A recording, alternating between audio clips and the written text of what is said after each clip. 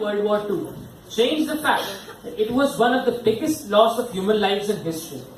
Or the fact that Florence Nightingale had been ridiculed for her efforts tending to the wounded changed the fact that it was an ultimately kind and humanist effort?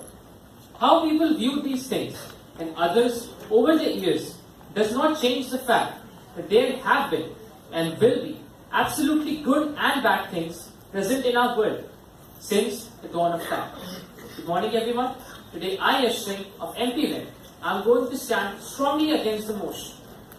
Are things fundamentally good or bad? The answer is yes. There is a rational way to think about this. Bad can be understood as the absence of explicit good. This ultimately leads to contrast and further comparison. Just the fact that we are discussing the existence of good and bad shows that there are two states to this world. Had the world been uniform, this question would have never arisen. The words for good and bad have come in our language with the advent of speaking and consciousness. But even before that, our primitive ancestors understood the absolute concept. Back then, as it is now, food was good. It didn't matter if it came from a hunted animal or a dead pet. We cannot keep ignoring facts and letting opinions color them. Can anyone know about the sheer cruelty that slaves face and still advocate for slavery? Or can anyone know about the pain and suffering that children have to face constantly and still support child labor?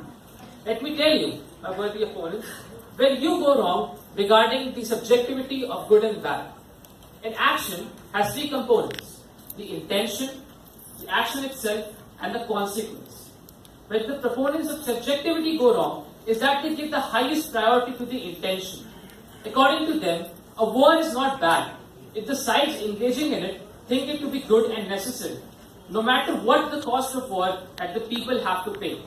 It is as ridiculous as saying that if I intend to nurture a plant and still keep it in the darkness, even if the plant dies, then I am not wrong or bad because my intentions were good.